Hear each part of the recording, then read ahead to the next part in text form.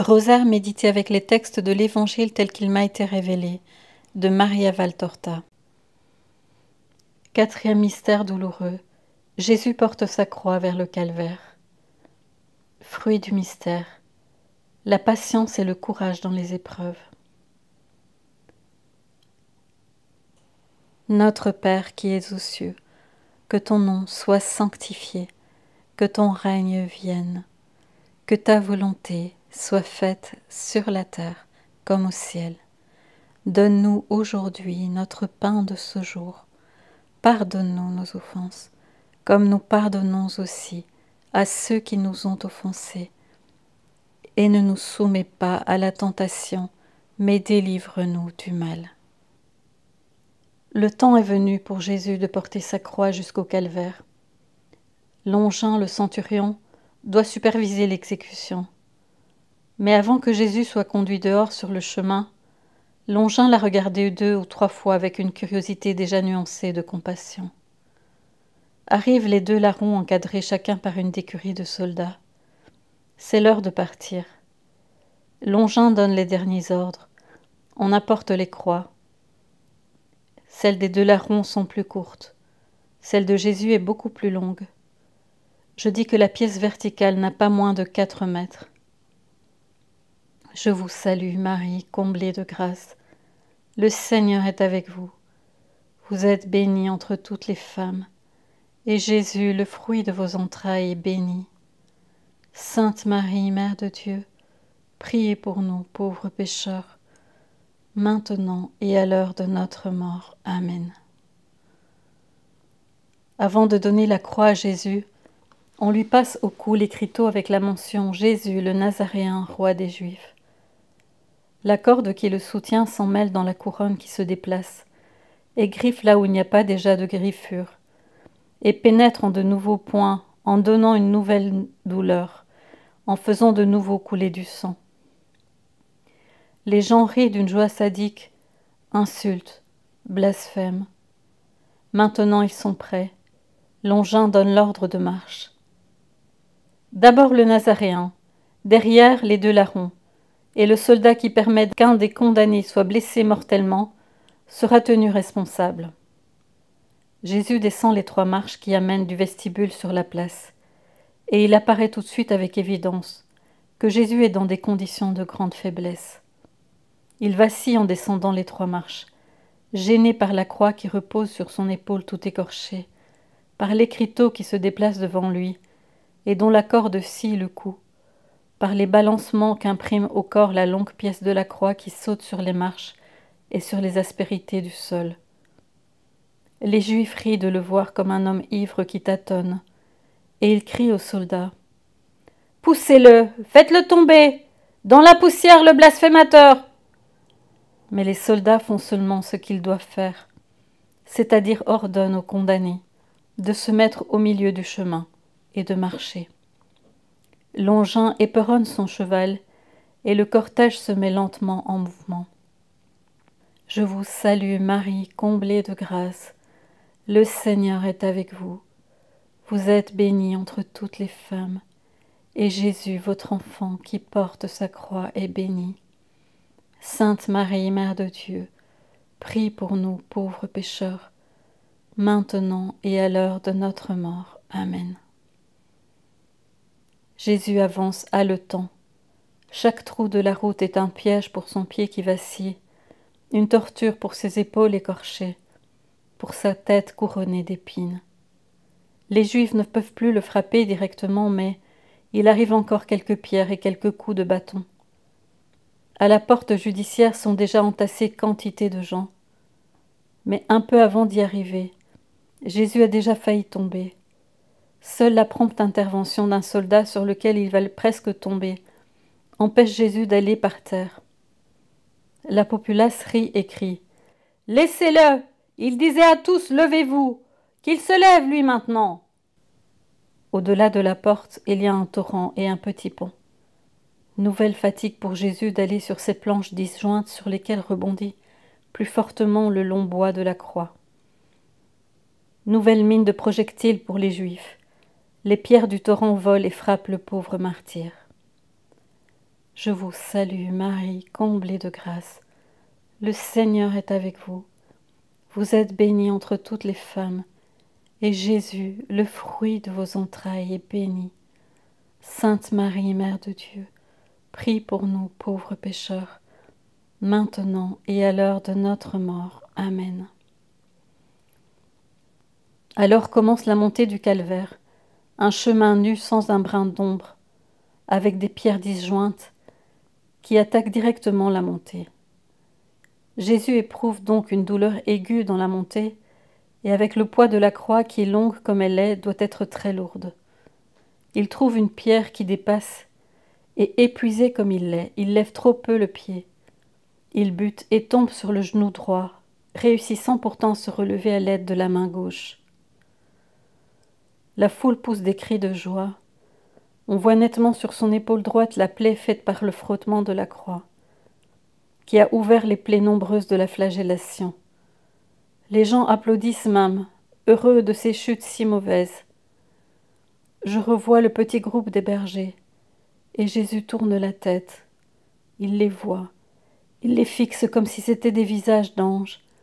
Ils paraissent désaltérés et se fortifier de leurs pleurs, et il sourit. Je vous salue, Marie, comblée de grâce. Le Seigneur est avec vous. Vous êtes bénie entre toutes les femmes, et Jésus, le fruit de vos entrailles, est béni. Sainte Marie, Mère de Dieu, prie pour nous pauvres pécheurs, maintenant et à l'heure de notre mort. Amen. Arrangez-vous pour qu'il ne meure que sur la croix, crie la foule. Longinus cependant a la même peur que les Juifs, que le Christ meure en route et il ne veut pas avoir d'ennui. Il donne donc l'ordre de prendre le chemin le plus long qui monte en lacet au sommet, et qui pour cela est beaucoup moins rapide. Les gens qui suivaient Jésus hurlent de rage, avec des imprécations obscènes aux condamnés et à ceux qui le conduisent. Ils se mettent en partie à suivre le cortège judiciaire, et en partie montent presque en courant par la route rapide, pour se dédommager de leur déception par une excellente place au sommet. Je vous salue, Marie, comblée de grâce. Le Seigneur est avec vous. Vous êtes bénie entre toutes les femmes, et Jésus, ton Fils, qui porte sa croix, est béni. Sainte Marie, Mère de Dieu, prie pour nous pauvres pécheurs, maintenant et à l'heure de notre mort. Amen. Quelques femmes pleurant s'approchent de Jésus et s'agenouillent à ses pieds. De la main gauche, il s'essuie la sueur et le sang qui lui tombe dans les yeux, qui coulant le long de ses joues rouges et de son cou par les veines gonflées dans le battement essoufflé du cœur. Une autre femme qui a près d'elle une jeune servante avec un coffret dans les bras, l'ouvre et en tire un linge de lin très blanc carré et l'offre au Rédempteur. Il l'accepte, et comme il ne peut avec une seule main le faire par lui-même, la femme pleine de pitié l'aide en faisant attention de ne pas heurter la couronne, à le poser sur son visage. Jésus presse le lin frais sur son pauvre visage et l'y tient comme s'il trouvait un grand réconfort. Puis il rend le linge et parle. « Merci, mais ne pleurez pas sur moi, fille de Jérusalem, mais sur vos péchés, et pour ceux de votre ville. Et vous, mère, pleurez pour vos fils, parce que cette heure ne passera pas sans châtiment. Vous pleurez alors d'avoir conçu, allaité, et d'avoir encore vos fils. Allez à la maison, priez pour moi. » Et au milieu d'un cri aigu de pleurs féminins et d'imprécations juives, Jésus se remet en marche. Je vous salue, Marie, comblée de grâce. Le Seigneur est avec vous. Vous êtes bénie entre toutes les femmes, et Jésus, votre enfant, qui porte sa croix, qui nous demande de pleurer sur nos péchés, est béni. Sainte Marie, Mère de Dieu, prie pour nous, que l'on puisse se repentir et porter notre croix. avec l'aide de ton Fils, maintenant et à l'heure de notre mort. Amen. Jésus titube toujours plus fort, allant heurter un rang de soldats, puis le rang opposé, et fléchissant de plus en plus vers la terre, il pense supprimer cet inconvénient en lui passant une corde à la taille et en la tenant par les deux bouts comme si c'était des rênes. La corde déplace la croix continuellement sur l'épaule et la fait frapper la couronne qui désormais a fait du front de Jésus un tatouage sanglant. De plus, la corde frotte la taille où se trouvent tant de blessures et certainement doit les ouvrir de nouveau. Aussi la tunique blanche se colore à la taille d'un rose pâle. Pour l'aider, ils le font souffrir plus encore. Soudain, voici Jean avec Marie. Elle est épuisée, haletante et blanche comme la mort. Majestueuse dans sa douleur et supportée par Jean, qui la soutient par le coude, elle quitte la colline et se met résolument au milieu du chemin. Longin hoche la tête pendant qu'il la dépasse, suivi des 11 cavaliers. Je vous salue, Marie, comblée de grâce. Le Seigneur est avec vous. Vous êtes bénie entre toutes les femmes, et Jésus, le fruit de vos entrailles, est béni. Sainte Marie, Mère de Dieu, prie pour nous pauvres pécheurs, maintenant et à l'heure de notre mort. Amen. Longin voit une charrette avec son chargement de légumes, et le Cyrénéen avec ses 2 fils. C'est un homme robuste d'environ 40 ans, 45 ans, se tenant près de son petit âne. Longin le dévisage et lui ordonne « Homme, viens ici !» Le Cyrénéen fait semblant de ne pas entendre, mais avec Longin on ne plaisante pas. « Tu vois cet homme ?» lui demande-t-il. Et en parlant ainsi, il se tourne pour indiquer Jésus. Quand Longin aperçoit Marie qui supplie les soldats de la laisser passer, il en a pitié et il crie « Laissez-la passer !» Il continue de parler au Cyrénéen. « Il ne peut plus avancer ainsi chargé. Tu es fort. Prends sa croix et porte-la à sa place jusqu'à la cime. »« Je ne peux pas. J'ai l'âne, il est rétif. Les garçons ne peuvent le retenir. » Mais Longin dit « Va si tu ne veux pas perdre l'âne et gagner 20 coups comme punition. » Le Cyrénéen n'ose plus réagir. Il crie au garçon « Allez vite à la maison. Dites que j'arrive tout de suite. » Je vous salue, Marie, comblée de grâce. Le Seigneur est avec vous.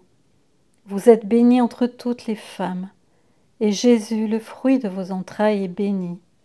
Sainte Marie, Mère de Dieu, priez pour nous, pauvres pécheurs, maintenant et à l'heure de notre mort. Amen. Puis il va vers Jésus. Il le rejoint juste au moment où Jésus se tourne vers sa mère.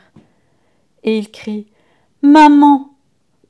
Dans ce cri est toute la terrible douleur de son esprit, du moral et de son corps.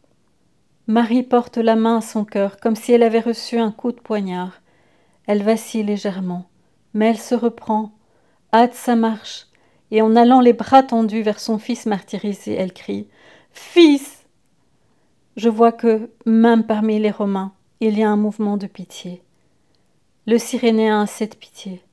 Et quand il voit que Marie ne peut embrasser son fils à cause de la croix, il se hâte d'enlever la croix. Il le fait avec la délicatesse d'un père pour ne pas heurter la couronne et ne pas frotter les plaies. Mais Marie ne peut baiser son fils. L'attouchement même le plus léger serait une torture sur les chairs déchirées. Se baisent seulement leurs 2 âmes angoissées. Je vous salue, Marie, comblée de grâce. Le Seigneur est avec vous. Vous êtes bénie entre toutes les femmes, et Jésus, le fruit de vos entrailles, est béni. Sainte Marie, Mère de Dieu, priez pour nous, pauvres pécheurs, maintenant et à l'heure de notre mort. Amen. Le cortège se remet en marche. Jésus, libéré du poids de sa croix, marche plus facilement, mais il allaite fortement, portant souvent la main à son cœur comme s'il avait une grande douleur, une blessure à la région sternocardiaque. Marie s'est retirée avec les autres femmes. Elle suit le cortège une fois qu'il est passé, et ensuite par un raccourci elle se dirige vers le sommet de la montagne, défiant les imprécations de la plèbe cannibale.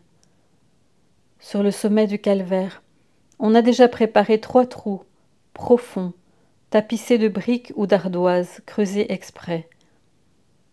Le mont des 3 côtés qui descendent en pente douce vers la vallée n'est qu'une fourmilière. Pendant que les hommes préposés à l'exécution préparent leurs instruments, en achevant de vider les trous et que les condamnés attendent dans leur carré, les Juifs réfugiés dans le coin opposé au mari les insultent. Longin est descendu de son cheval, et maintenant là-haut tout est prêt. On fait monter les condamnés. Jésus passe encore une fois près de la mère qui pousse un gémissement qu'elle cherche à freiner. À peine les condamnés sont-ils sur le plateau fatal que les soldats entourent la place de 3 côtés. Le centurion donne aux Cyrénéens l'ordre de s'en aller, et il s'en va de mauvaise grâce cette fois. Les 2 larrons jettent par terre leur croix en blasphémant. Jésus se tait. Le chemin douloureux est terminé. Je vous salue, Marie, comblée de grâce. Le Seigneur est avec vous. Vous êtes bénie entre toutes les femmes. Et Jésus, votre enfant, qui porte sa croix jusqu'au calvaire, est béni. Sainte Marie, Mère de Dieu, prie pour nous, pauvres pécheurs, afin que nous portions cette croix que Dieu nous a donnée à porter, maintenant et à l'heure de notre mort. Amen. Gloire soit au Père, au Fils et au Saint-Esprit, comme il était au commencement, maintenant et toujours, et dans les siècles des siècles. Amen.